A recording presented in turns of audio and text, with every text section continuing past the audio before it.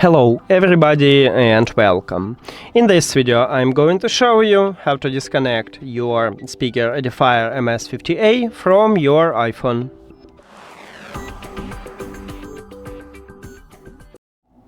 You have to start by open Settings and then go to the Bluetooth.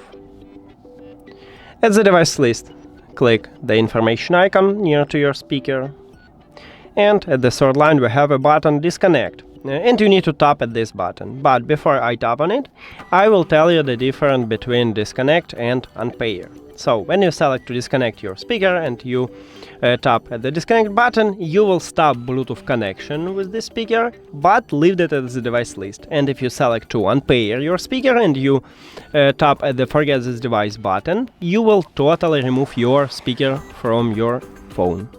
Now let me tap on it, and as you can see, there is no connection with this speaker, but I still have it at the device list, so I can reconnect it easily by just tap at this line. Of course, if your speaker in the Bluetooth mode and turn on, and do not connect it with another device by Bluetooth. And that's it.